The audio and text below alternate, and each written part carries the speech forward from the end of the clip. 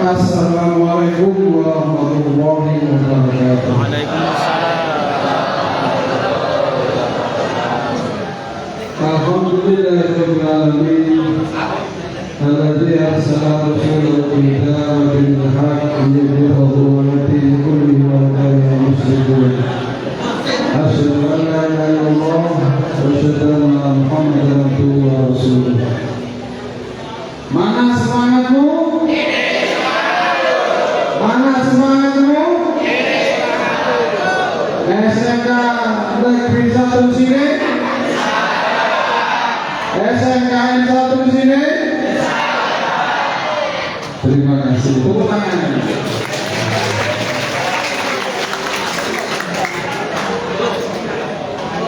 Hadirin sekalian, perkenalkan kami dari kawasan ini diminta untuk mengisi kegiatan Ramadan di SMK 1 sini. Perkenalkan, nama saya Pak Huda, saya Pak Huda. Terus teman saya ini Pak Idam, selaku penyuluh agama. Kalau saya penghulu, Pak Idam itu penyuluh agama. Nanti yang akan memberikan materi tentang Ramadan pada siang hari ini. Kemudian yang ketiga teman kami Mas Ali Rahman, beliau calon penghulu. Mbak-mbak yang di belakang ini Mas Ali masih lajang ingin menikah. Nanti kenalan ya. Single. Masih single ya. Ada kenalan. Yosef, Yosef. Si Gunuman Yosef, kau sampai gantian. Ya.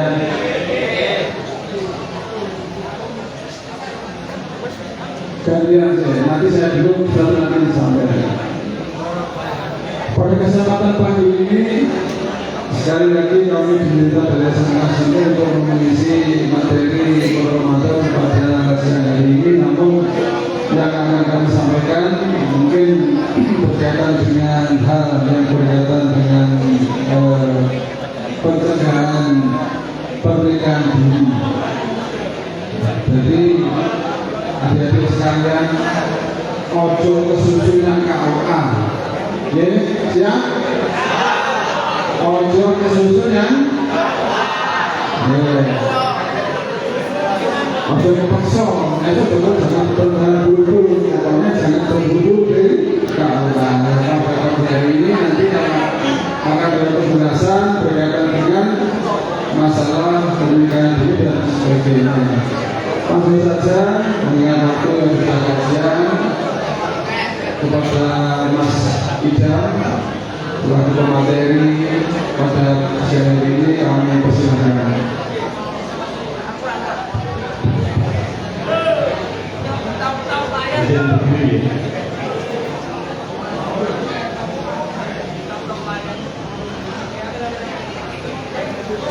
Assalamualaikum warahmatullahi wabarakatuh.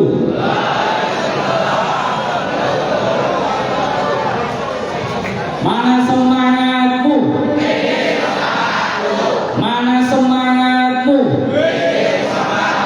SMK 1 sini? SMK 1 sini? Amin Allahumma. Bismillahirrahmanirrahim. Alhamdulillahirabbil alamin. Wassalatu wassalamu ala asyrofil anbiya'i wal mursalin wa ala alihi wa sahbihi ajma'in amma ba'du.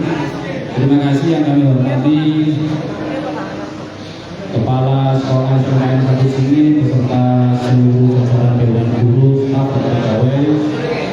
Yang saya hormati Bapak Kepala KUA Kecamatan sini pada saya Huda beserta dengan adik-adik SMKN 1 sini yang kami banggakan. Alhamdulillah pagi hari ini kita bisa bermuajahah bertemu dalam keadaan sehat walafiat, dalam keadaan pondok Ramadan ya. Sebagaimana yang tadi disampaikan, insyaallah nanti materi yang diberikan kepada kami, diamankan kepada kami yaitu tentang pencegahan pernikahan dini atau tentang bahaya pergaulan bebas dan perzinahan. Alhamdulillah. Di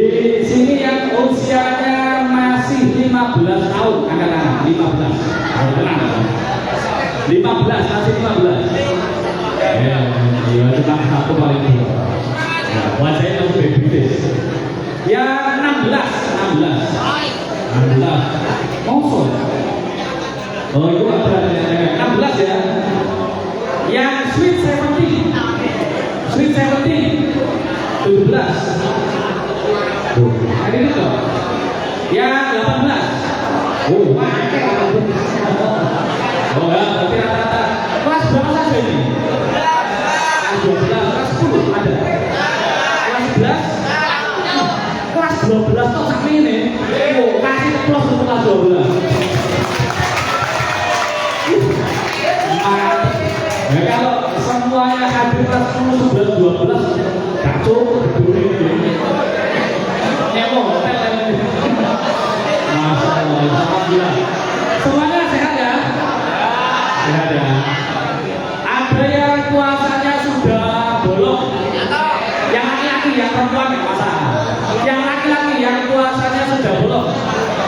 Ada. Kenapa? Sakit. Sakit. Dalam? Apa? Oh sakit. Apa? Hamil. Apa menyusui? Wah ya. Kalau laki-laki ya tak pakai masa ya sampai bolong. Kalau memang udur ya apa. Tapi kalau ya tidak udur dikuatkan ya.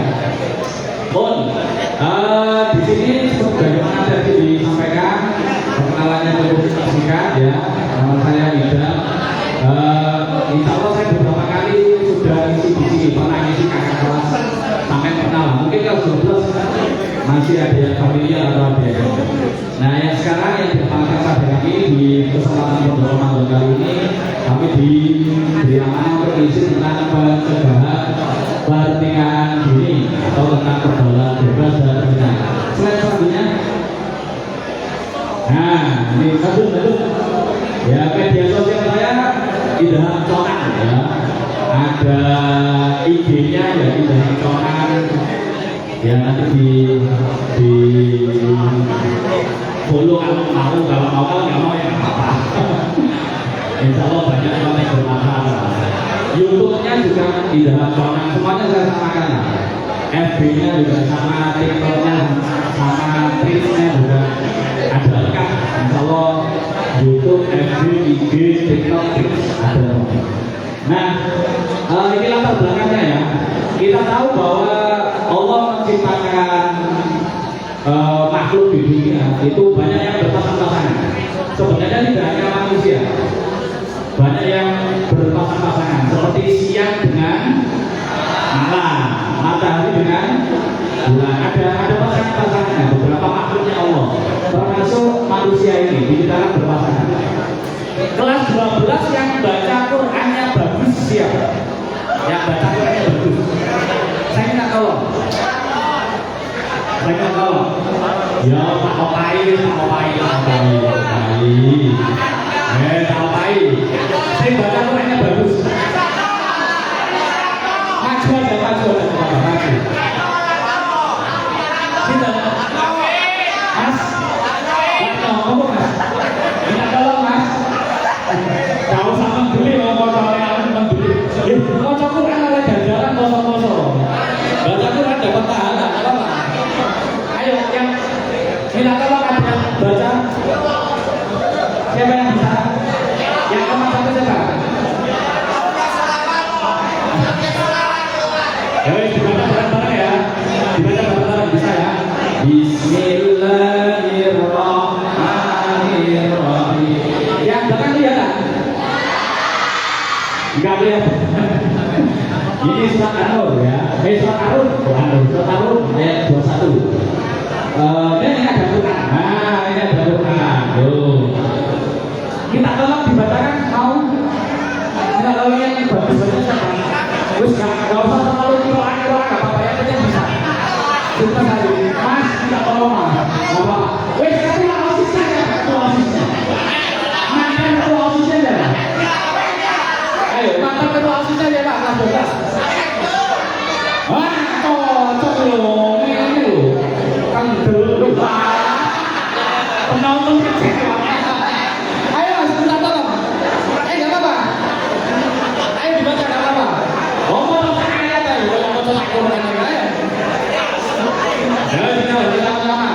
Bismillahirrahmanirrahim. Wa min ayatihi an khalaqa lakum min anfusikum azwajan litaskunu ilaiha wa ja'ala bainakum mawaddatan wa rahmah. Inna fi dzalika ayatin liqaumin yatafakkarun. Surah Ar-Rum ayat 21. Wes, baca terjemahannya saja. Saya tolong dibaca terjemahannya, nggih. Yang keras, biar yang di belakang terjemahannya. Yang keras, pelan-pelan deh. Dan antara tanda-tanda kekuasaannya ialah Dia menciptakan untukmu istri-istri dari dirimu sendiri, supaya kamu cenderung dan merasa tentram kepadanya, dan dijadikannya di antaramu rasa kasih dan sayang. Sesungguhnya pada yang demikian itu benar-benar terdapat tanda-tanda bagi kaum yang berpikir. Namanya siapa? Muhammad Manisan. Oh, Muhammad Ihsan. Oh, berbuat baik. Ini ya, santai ya. Oh, itu dibilang kan nih, itu dibilang apa nih? Insya Allah barokah. Insya Allah barokah. Oh, ayat ini ya menegaskan bahwa manusia diciptakan berpasangan-pasangan. Ya, ada laki-laki, ada perempuan. Manusia itu diciptakan dari tanah apa sperma? Manusia diciptakan dari tanah apa sperma? Dari apa? Dari sperma. Ada dari tanah. Dari Nabi Adam. Ya betul. Jawabannya gitu tapi nih. Ya, sebenarnya dua-duanya benar. Ya, tapi kalau bicara manusia secara khusus Nabi Adam yang diciptakan dari tanah. Tapi kalau manusia seperti kita, anak turun Nabi Adam ini diciptakan dari mani atau sperma. Min dafik. Kemudian setelah Allah menciptakan berpasangan-pasangan, Nabi Adam pasangannya siapa? Ibu Hawa. Ada pasangannya laki-laki dengan perempuan. Ketika dijadikan pasangan, tujuannya ini supaya dijadikan sakinah mawaddah. Bisa tahu ya. Nanti di undangannya jangan lupa ya. Supaya semoga menjadi keluarga yang sakinah mawaddah. Biasanya kalau anak Genzi kalau disingkat jadi apa biasanya? Samawa, sakinah mawaddah. Lanjut mas, slide selanjutnya. Nah, kemudian ini perlu diketahui bahwa manusia itu selain makhluk individu juga makhluk sosial, atau selain makhluk sosial juga makhluk individu. Artinya kalau di jurusan IPS ya, ada jurusan IPS ya? Masih ada? Oh, BSK lah, ya sama dari BSK. Ya, iya sorry biasa. Kalau di dunia sosial itu kan kalau makhluk individu makhluk yang punya privasi ya, punya kebutuhan tersendiri yang mungkin tidak berbeda dengan orang lain. Tapi kalau makhluk sosial itu artinya makhluk hidup yang tidak bisa hidup sendiri tanpa bantuan orang lain ya. Di ekonomi kan juga ada disebutkan seperti itu. Nah, di surat Al-Hujurat disebutkan, ditegaskan Bismillahirrahmanirrahim. Ya ayyuhan nasu inna khalaqnakum min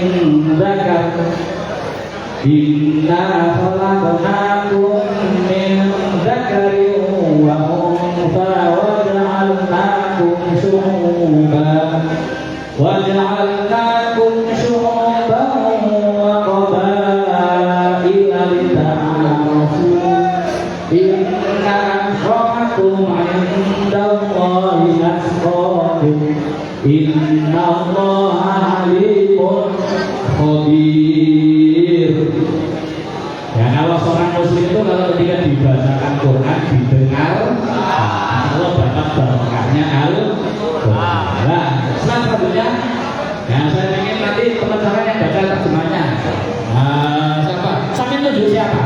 sampai menunjuk siapa untuk baca terjemahannya. Baca terjemahannya toh. Apa? Oh gitu. Nah, turun dibaca. Nah, yang keras. Hai manusia, sesungguhnya kamu diciptakan kamu dari seorang laki-laki dan seorang perempuan, dan menjadikan kamu berbangsa-bangsa dan bersungguh-sungguh supaya kamu saling mengenal. Sesungguhnya orang yang paling mulia di antara kamu di sisi Allah ialah orang yang paling takwa di antara kamu. Sesungguhnya Allah Maha Mengetahui lagi Maha Mengenal. Namanya siapa? Mas Rida. Mas Rida, kasih tepuk tangan untuk Mas Rida.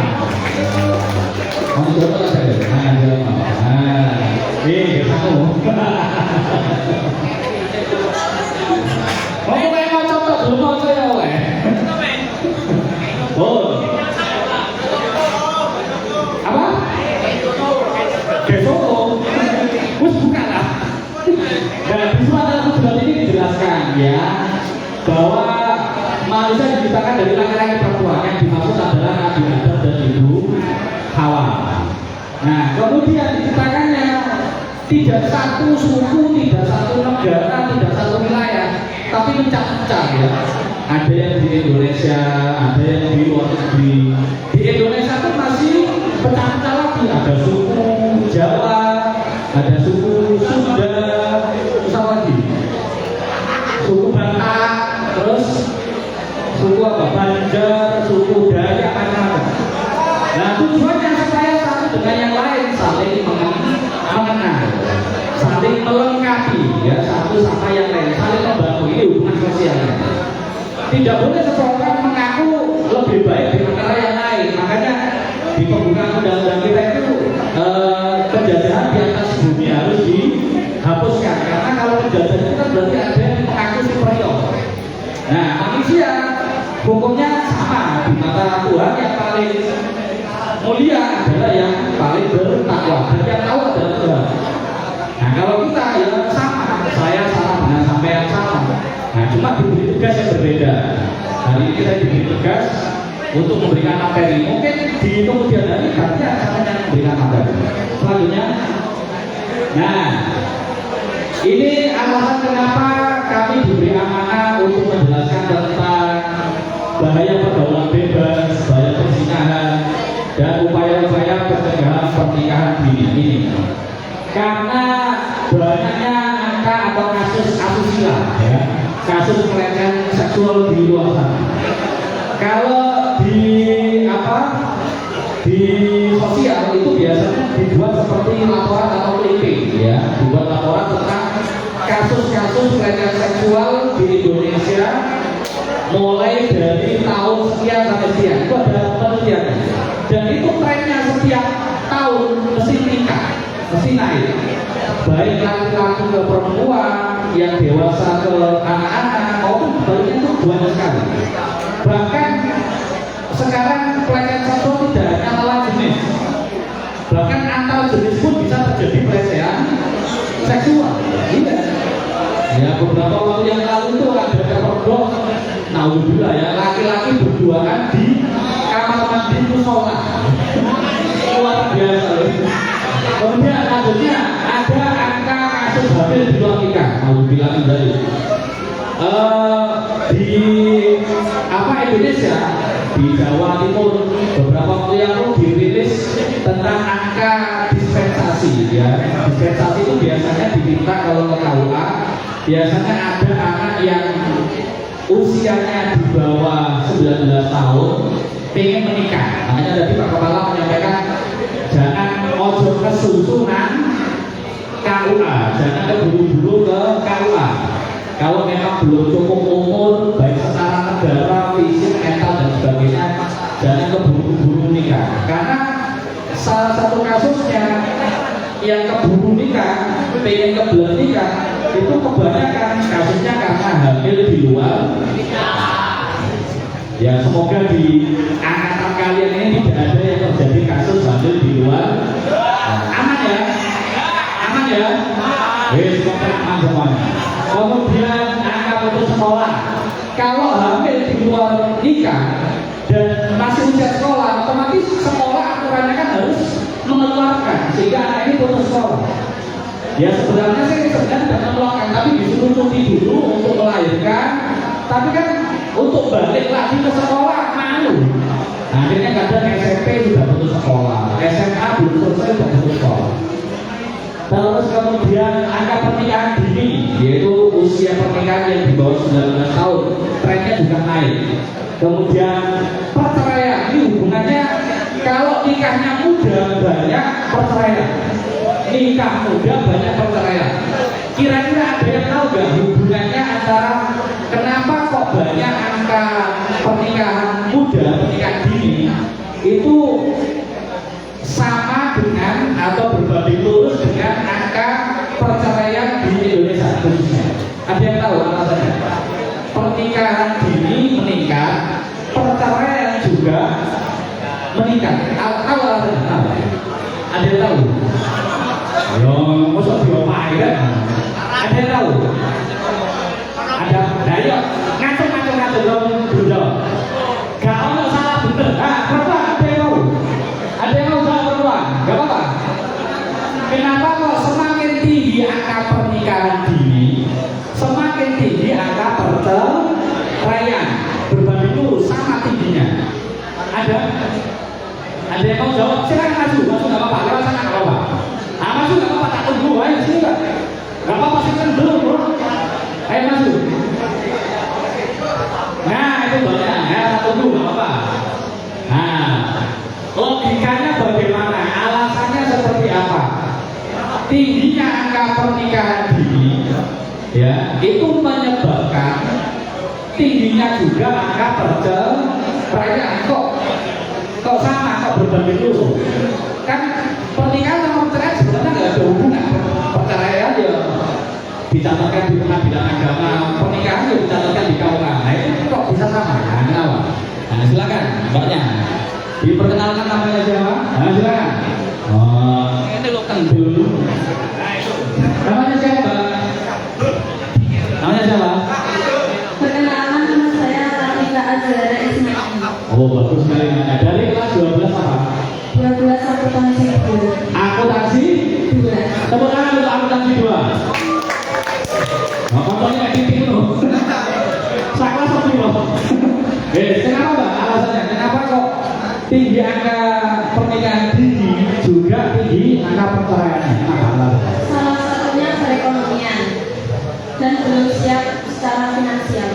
Belum siap secara finansial, kemudian ada masalah ekonomi sehingga menyebabkan perceraian. Seperti itu. Ada lagi tambahan jawabannya? Pernikahan dini, anak muda-muda nikah, kok tanda perceraiannya semakin meningkat? Ada lagi tambahannya? Karena usianya belum cukup, jadi Kalau usianya belum cukup menyebabkan apa berarti? tidak bisa mengontrol emosi. Tidak bisa kontrol emosi. Terus masalah ekonomi, kenapa masalah ekonomi kok hubungannya sama nikah muda, nikah dini? Karena ada yang belum memiliki pekerjaan. Nah, belum punya gelar, baru lulus SMP, baru lulus SMA, dibiayai orang tua, bagaimana? Nah, ada lagi? Nah, terima kasih kan tepuk tangan. Nah, ini sampai. Terima kasih ya. Saya nak dompet kok malah ya. Nggak utang gue. Nah ini ya, kalau pernikahan dininya angkanya naik, jumlahnya naik, berarti kan banyak yang belum siap nikah. Belum siap ini luas sekali, belum siap secara fisiknya belum siap, sehingga banyak nanti bayi yang stunting. Fisik suaminya juga belum siap menghadapi rumah tangga, mentalnya belum siap, belum punya bekal ekonomi yang cukup. Bahkan acara pernikahannya aja masih dibantu orang tua. Ada yang datang ke KUA minta pernikahan di rumah, kemudian bayar billing ke negara 600.000 itu nggak bawa uang, yang bayari orang tuanya. Nah itu kan berarti dia belum siap apa-apa. pekerjaan juga belum ada, sehingga ya tinggalnya nanti kalau nggak di rumah orang tua ya tinggal di rumah mertua. Akhirnya secara fisik, secara bekal belum ada, akhirnya banyak terjadi percekcokan, ya pertengkaran, akhirnya berujung perceraian. Terus lanjut. Nah ini Mbak, pergaulan bebas itu sama dengan zina. Pergaulan bebas yang tidak ada kontrol, tidak ada sekat, tidak ada batasan, itu sama dengan zina. Dan zina salah satu dosa besar. Di beberapa hadis kanjeng Nabi itu disebutkan dosa besar, ya banyak sekali, ada riwayat yang menyebutkan 3 dosa besar, 4 dosa besar, 7 dosa besar. Bahkan ada ulama yang mengumpulkan dosa besar itu sampai 72. Bahkan ada yang mengumpulkan sampai ratusan ada yang dosa besar. Yang nomor 1 yaitu musyrik atau syirik. Apa itu syirik itu? Syirik itu apa? Menyekutukan Allah, kemudian membunuh tanpa hak, ya qatlu nafsin bighairi hak. Kemudian salah satunya adalah zina, termasuk perdukunan, ya, termasuk minum khamr, narkoba. Semoga semua kita terhindarkan dari dosa besar. Minallahumma. Nah, ini ayatnya ya. Ini hadisnya kan Nabi. Makin dzambin ba'da syirki a'dhamu 'inda Allah min nutfatin wada'aha rajulun fi rahimin la yahillu lahu. Tidak ada dosa besar yang mengungkuli, tidak ada dosa besar setelah syirik. Berarti ranking 2 dia. Di sisi Allah mengalahkan atau daripada nutfah atau mani sperma yang ditaruh oleh seseorang di dalam perut atau rahimnya perempuan, yang perempuan itu belum halal, belum menjadi istrinya. Nah, berarti perzinahan, makanya tergolong dosa besar. Kalau mau tobat, tidak hanya cukup, Pak, mari dikumpulin kan, kok iso tanggung jawab dinikahi sih Pak. Oh, nggak cukup itu. Bertaubat dari zina itu tidak cukup menikahi juga, karena dua-duanya dosa. Si laki-laki juga dosa, si perempuan kalau sama-sama mau berarti sama-sama dosa besar. Dua-duanya harus melaksanakan taubatan nasuha. Tidak hanya sekedar menikah saja, ada tahapannya. Ada lanjutnya. Nah, kalau melakukan pergaulan bebas atau melakukan zina, selain mengandung dosa besar, maka pada waktu pergaulan bebas itu imannya lepas, imannya tidak ada di dada. Orang itu kan statusnya cuma ada 2. Kalau tidak muslim atau kalau tidak mukmin, ya berarti non mukmin, atau kalau tidak muslim berarti non muslim. Cuma itu kok. Kalau dia punya iman berarti sebutannya mukmin atau muslim saja. Kalau tidak punya iman berarti statusnya kafir. Nah, kafir itu bisa melekat pada seseorang ketika melaksanakan dosa besar. Nah, ini ya diriwayatkan hadatsani Sa'id bin Mufair qala hadatsani Allah hadatsana Uqail an bin Syihab an Abi Bakr bin Abdurrahman bin Abi Hurairah qala Rasulullah sallallahu alaihi wasallam la yazni azani hina yazni wa huwa mu'min. Tidaklah seorang melakukan zina ketika dia berzina, melakukan hubungan itu dia sedang beriman. Tidak. Ketika melakukan berarti dia tidak mukmin, statusnya tidak mukmin. Berarti pada waktu itu dia statusnya menjadi kafir. Naudzubillah min dzalik. Lanjut. Nah, ini tadi artinya, lanjut. Artinya. Nah, kalau melakukan zina dalam Islam bagaimana konsekuensinya? Konsekuensinya bagaimana dalam Quran, dalam hadis bagaimana? Untungnya jenengan kita semua hidup di negara Indonesia, bukan di negara Islam yang menegakkan syariat Islam. Untungnya di sini. Karena kalau benar-benar menegakkan syariat Islam, hukumannya seperti ini.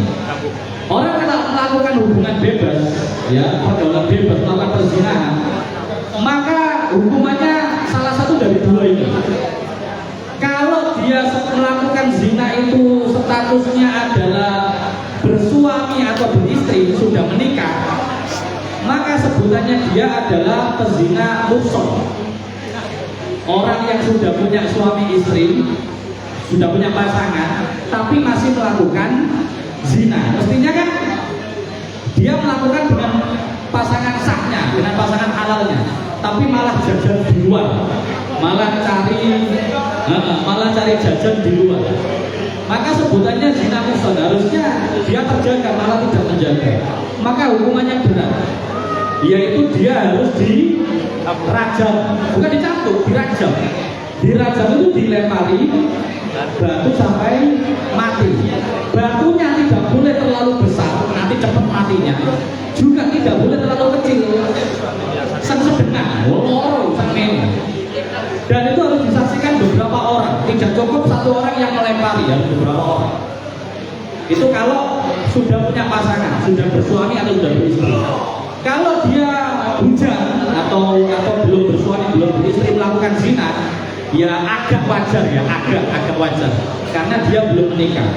Tapi tetap hubungannya adalah haram, dosa besar. Cuma hukumannya nggak sampai dirajam sampai mati, dicambuk 100 kali. Dicambuk 100 kali, kemudian diasingkan di suatu tempat yang jaraknya dari tempat tinggalnya itu masa 1 kosrin, yaitu minimal 85 kilo atau 90 kilo. Itu hukumannya berat. Lanjut. Nah, ini ayatnya ya. Lanjut. Nah, ini lanjut. Nah, ini lanjut sama tadi saya katakan 100 kali.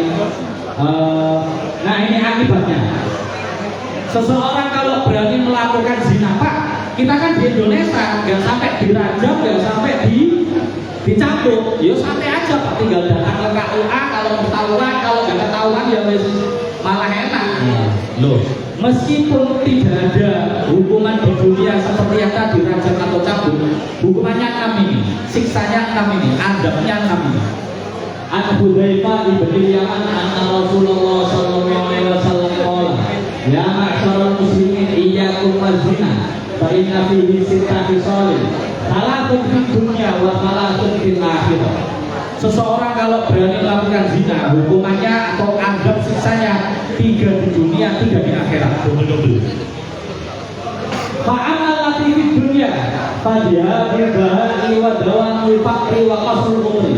3 siksaan atau 3 adab akibatnya kalau melakukan zina, pergaulan bebas di dunia, maka kewibawaannya hilang, harga dirinya hilang, martabatnya hilang, dia sudah diremehkan oleh masyarakat, sudah dianggap hina karena berani melakukan dosa besar. Kemudian dawamul fakri, dia diberi cobaan Allah sepanjang hidupnya, terjadi kefakiran, kemelaratan, kemiskinan.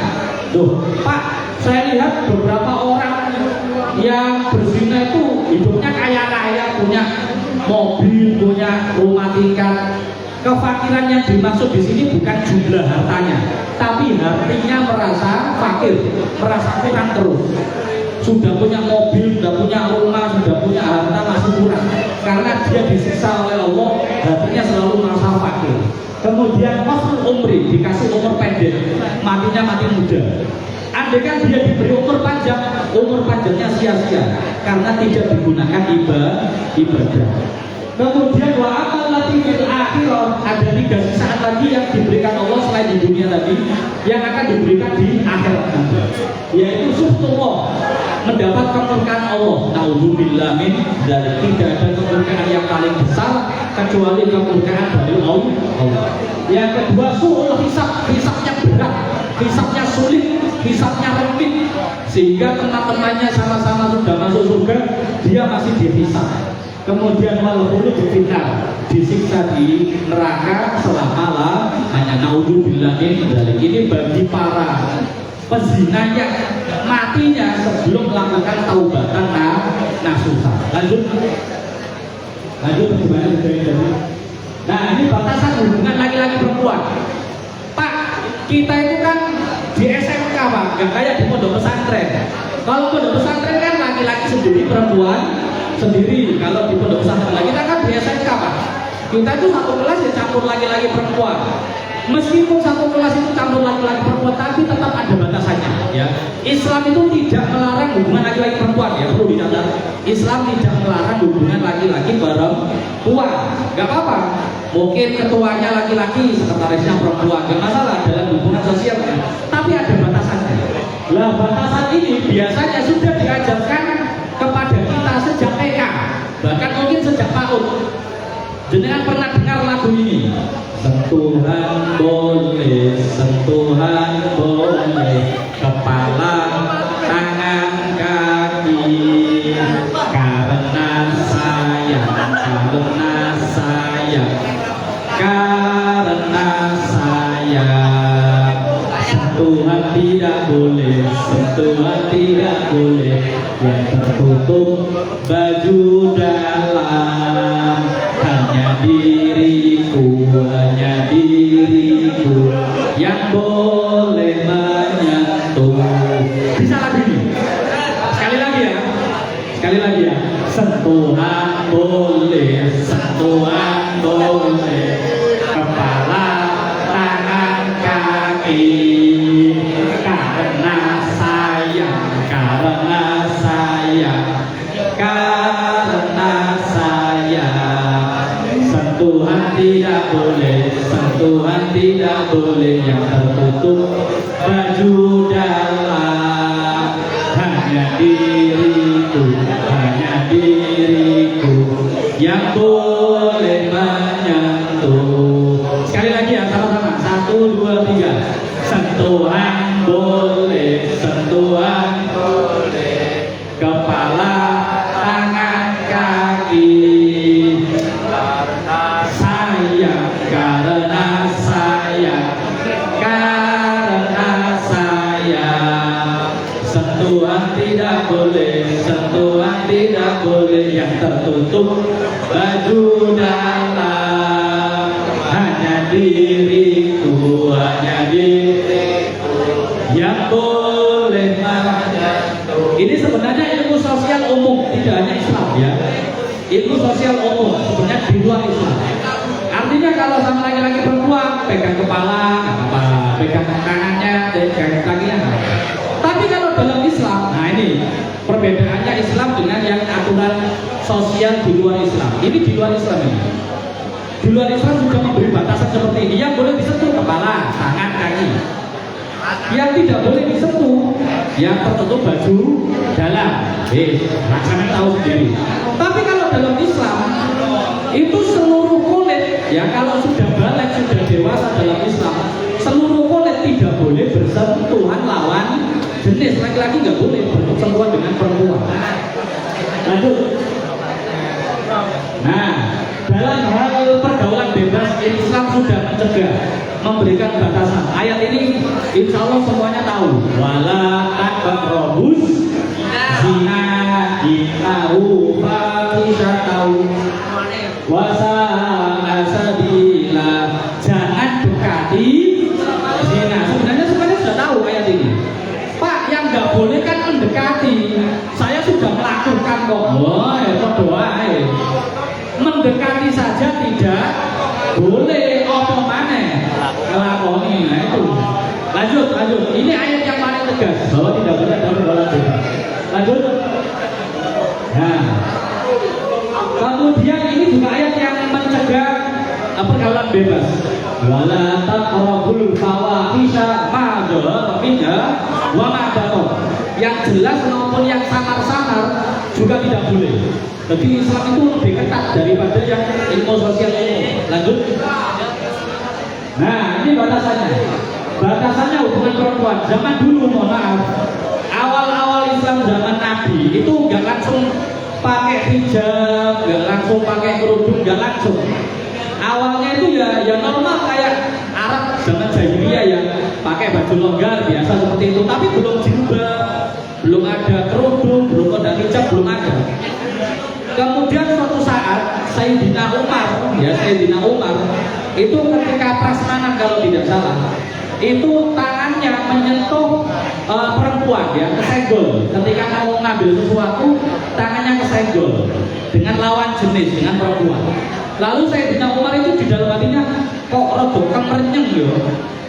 Kedempok wong wedok kok ana rasa kemerenyeng, ada rasa syahwat. Nah, langsung kemudian lapor sama Rasulullah, apa enggak ada perintah dari Allah, apa enggak ada wahyu dari Islam tentang hubungan laki-laki perempuan supaya laki-laki perempuan itu enggak bersentuhan. Nah, kemudian ayat ini yang paling jelas. Qul lil mu'minina yaghuddu min absarihim wa yahfazu furujahum dzalika azka innallaha khabirun bima yasnaun. Ini untuk yang mukmin laki-laki. Untuk mukmin perempuan juga sama. Wa qul lil mu'minati yaghuddna min absarihinna wa yahfazna furujahum wa la yubdina zinatahunna illa ma dhahara minha wal yadribna bi khumurihinna jilbab atau jubah atau baju kurung ala junubihin wala yubdina zinatahun asrina. Enak aja. Ini ayat yang menjelaskan tentang hijab, ya, bahwa laki-laki tidak boleh jelalatan, matanya tidak boleh jelalatan, harus menundukkan pandangan. Perempuan juga sama, tidak boleh jelalatan, tapi perempuan ada tambahannya, yaitu disuruh, diperintahkan untuk memakai baju yang longgar, tertutup, ya, kecuali yang jelas-jelas seperti ini nggak masalah. Tapi yang dalam-dalam itu tertutup. Lanjut, tadi sudah semuanya. Nah, ini tahapannya. Kenapa seseorang bisa melakukan pergaulan bebas? Karena mohon maaf, kayaknya sulit atau bahkan tidak mungkin ya. Orang baru kenal terus langsung melakukan hubungan badan, kayaknya nggak mungkin kayaknya. Ada tahapannya. Nah, tidak. Oh, itulah banyak lah itu memang niatnya prostitusi. Tapi kalau pergaulan bebas kayak teman, ya awalnya yo teman satu kelas, terus tiba-tiba sampean gak ono sing nyusul ta, gak ono telat, tak gonceng gelem ta, omahmu kan searah karo omahku, yo wis gak apa-apa matur suwun. Awalnya digonceng yo meneng-menengan, meneh tak gonceng maneh gak apa-apa, akhirnya tambah suwe tangannya tambah belajar. Nah, tahapannya seperti ini. Nabrotun fab bisa makan fasalamun fakalamun nau'idun faliqo'un. Nabrotun fab bisa makan fasalamun fakalamun nau'idun faliqo'un. Kalau di pesantren ada lagunya bahasa seperti itu. Awalnya itu melihat laki-laki melihat perempuan, si perempuan juga melihat laki-laki. Awalnya dari pandangan. Makanya di Al-Quran tadi yang diperintahkan pertama kali supaya mencegah pergaulan bebas itu pandangannya jangan jelalatan, pandangannya dulu ditundukkan dulu. Setelah saling memandang, terus saling melempar senyum, saling senyum, terus tanya-tanya. Tadi yang lewat siapa kok ganteng, tadi yang lewat siapa kok cantik. Cari-cari info, cari-cari IG-nya, cari-cari TikTok-nya. Oh ini terus di follow, terus di apa nih japri IG jadi apa? Nah DM, di DM. Halo cantik, nah di DM. Boleh minta nomor WA-nya enggak? Wah itu. Terus pasalamun saling titip salam, aku titip no salam kanggo kae. Nah, saling berbalas salam. Apike yo apik, kawitan yo. Assalamualaikum ufti. Apa sudah sholat? Ngelingno sholat buaya. Apa sudah baca Quran hari ini? Ayo kita mulai one juz yuk. Ayo sama-sama aku iktikaf yuk. Iktikaf nang sarangan. Nah, lanjut pangalamun. Awale ngecek DM, akhirnya wani omong-omongan telepon sampai sleep call bareng. Nah, aku kalau belum dengar suaramu nggak bisa. Sampai dipengen, aku tak bubuk dulu ya. Kamu dulu yang tutup teleponnya. Kamu dulu. Ini. Nah, mari mau itu janjian. Ini kita sudah lama telepon-teleponan, sudah lama calling-callingan. Ya apa nek ketemuan lah ini mulai. Nah, baru ketika kali maka terjadilah perzina. Alhamdulillah min. Lanjut. Nah, ini kaidah kehidupan ini Mas ya. Pak, kalau seseorang itu manusia ya, itu kan sudah ditentukan jodohnya oleh Allah ya. Kita nggak tahu jodoh kita siapa, jodoh kita seperti apa, kita nggak tahu. Tapi ada kaidah atau rumus yang bisa dibuat pegangan ini.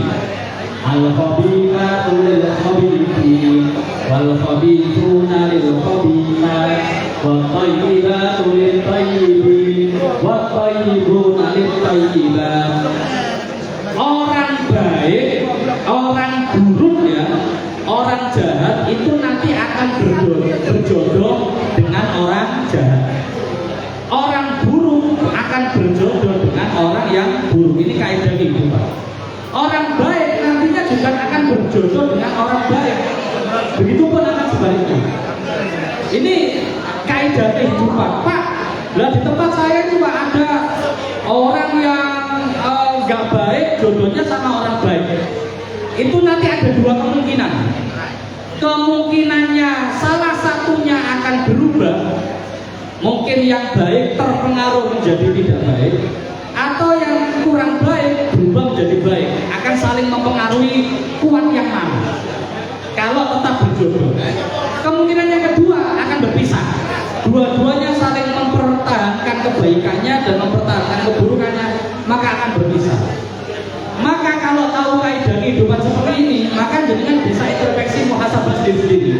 Saya pengen jodoh yang baik, apa yang jahat, apa yang buruk. Kalau sampean pengen jodoh yang baik, jadilah orang baik. Kalau pengen jodoh yang buruk, ya jadilah orang buruk. Karena nanti akan ketemu magnetnya, akan ketemu cantolannya sendiri, akan ketemu circle-nya. Orang buruk, circle-nya ya di orang buruk. Orang baik, circle-nya di orang baik. Makanya jenengan kalau pengen tahu seseorang itu nggak usah lihat dia, nggak masalah. Kamu cukup tahu circle-nya seperti apa, teman-temannya seperti apa, nongkrongnya sama siapa saja, di mana nongkrongnya. Kita sudah tahu tipenya orang ini baik atau buruk. Lanjut. Nah, dan karma itu yang kedua ya. Kaidah itu tadi yang baik berjodoh dengan yang baik, yang buruk berjodoh dengan yang buruk. Dan karma atau akibat dari perilaku kita itu nyata, itu akan terjadi di kehidupan kita. Mohon maaf, ini disebutkan di sini. Orang yang pernah melakukan hubungan atau pergaulan bebas nanti akan berjodoh dengan orang yang juga pernah melakukan hubungan bebas sama, jodohnya akan sama. Orang yang tidak pernah melakukan hubungan bebas, ya insya Allah akan berjodoh dengan yang tidak pernah melakukan hubungan bebas, akan berjodoh. Umpama, Pak, saya dulu pernah, tapi nggak keponangan, nggak tahu siapa. Dan sekarang ditutup-tutupi, nggak ada yang tahu. Tapi nanti pasti akan ketemu karmanya. Kadang karma itu tidak jatuh ke kita. Kadang karma itu menaudzubillah jatuh ke anak turun kita, jatuh ke cucu kita. Sampean mau punya keturunan yang naudzubillah ahli zina, mau? Mau. Seburuk-buruknya orang tua pasti pengen anaknya jadi anak yang baik, pasti pengen punya anak yang soleh. Maka mulai sekarang kita mulai berniat dengan diri kita sendiri, kita pengen jadi orang yang soleh, pengen jadi orang baik. Pak, saya dulu pernah melakukan bagaimana? Maka lakukan taubatan nasuha, lakukan tobat yang benar-benar. Sholat tobat, membaca istighfar, mohon ampun pada Allah, berjanji tidak mengulangi, menghindari, menghentikan yang dulu kemaksiatannya dihentikan. Stop. Pak, saya dulu pergaulan bebas karena berteman sama si ini, sama si itu, karena diajak si ini, si itu, jadi tinggalkan. ditinggalkan. Kita bukan memusuhi orangnya, enggak, tapi kita menjaga diri supaya tidak terpengaruh pergaulan bebas. Lanjut. Kalau sudah selesai. Nah, ini karena itu nyatakan tadi menudal. Kalau kamu menghutang, kamu akan mendapatkan bayaran. Kamu akan mendapat sauran. Orang kalau berhutang maka akan dibayar hutangnya. Itu karma. Lanjut. Sudah selesai kan? Oh ya, cara menghadapi bagaimana? Tadi disampaikan, jangan keburu ke KUA. Kalau belum siap secara fisik, mental, usia, ekonomi dan sebagainya, jangan keburu ke KUA. Pak, aku wis kebelet ya Pak. Mau aku wis besok ngempet ya, apa caranya? Nah, ini ada resep dari Rasulullah SAW ya. Manis tato al-ba'a atau manis tato amikumul ba'a sebagai riwayat. Saya tajawab, kalau kamu sudah mampu secara fisik, mental, ekonomi, ilmu, macam-macam, maka silakan menikah, nggak apa-apa. Di negara diperbolehkan karena usianya sudah di atas 19 tahun. Secara ekonomi sudah mapan, silakan menikah, nggak apa-apa. Maharnya, mas kawinnya sudah punya, nafkahnya sehari-hari sudah punya, silakan menikah, nggak apa-apa. Fa'idul al-ghadul bahasa wa'asul farji, karena menikah itu kita dapat menundukkan pandangan, lebih menjaga kehormatan kita. Tapi kalau tidak mampu, masih usia sekolah, belum cukup umur, belum punya ilmunya, bekalnya belum ada, nah ini fa'alaihi bisaum, maka lakukan puasa menahan diri. Kayak kita berada di Ramadan ini, fa'inahu lahu wija, karena itu menjadi benteng yang kuat. Lanjut, sudah selesai. Nah, ini menghindari ya, caranya menghindari ya. Kalau sampai sudah jadi murid atau siswa atau belajar aja yang tekun. Kamu punya cita-cita apa, kamu kejar cita-citanya. Energi pikiran kamu dipusatkan pada hal yang positif. Jangan bayang aneh-aneh, jangan bayang negatif-negatif. Hindari tontonan-tontonan yang menyebabkan pikiran-pikiran menjadi negatif. Lalu cari teman yang soleh, cari circle yang baik, cari teman yang pintar berorganisasi, cari teman yang soleh-solehah supaya kita menjadi terpengaruh. Kemudian perdalam ilmu agama, tetap ngaji ya, tetap ikut kajian di musola masjid dan sebagainya. Terus memikirkan akibat perbuatan. Kalau saya melakukan ini akibatnya seperti apa? Kalau saya melakukan ini akibatnya seperti apa? Kalau jenengan belum bisa memikirkan tentang siksaan Allah, pahala Allah, nggak masalah. Memang mungkin kita belum tingkatannya, tapi minimal pikirkan orang tua kamu. Kalau saya melakukan seperti ini, orang tua saya bangga atau tidak? Orang tua saya senang atau tidak? Orang tua saya ridho atau tidak? Kalau saya melakukan ini, orang tua saya sedih atau tidak? Pikirkan itu aja. Nanti insya Allah menjadi kontrol bagi kita. Termasuk yang terakhir adalah mengingat Allah, mengingat Rasulullah, orang tua. Karena semuanya itu pasti mengharapkan kebaikan dari kita. Lanjut. Nah, ini ada puisi, kita nggak usah. Lanjut. Nah, semoga bermanfaat. Terima kasih. Ada yang ditanyakan? Nggak ada ya? Kami cukupkan. Subhanallah wa bihamdihi. Asyhadu an la ilaha illa anta astaghfiruka wa atubu ilaik. Maaf kalau ada kesalahan. Assalamualaikum warahmatullahi wabarakatuh.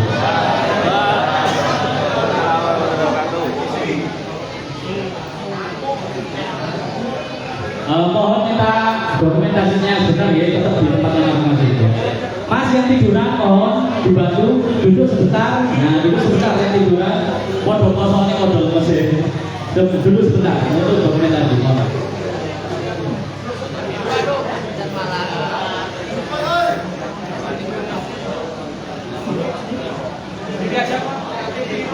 Semuanya berdiri apa?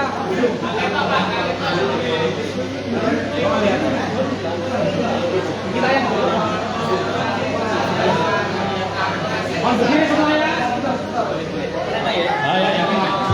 Mohon tolong berdiri. Benar aja. Kalau ada seperti berdiri kalau enggak mas, minta maaf. Ada bantuannya. Mohon izin.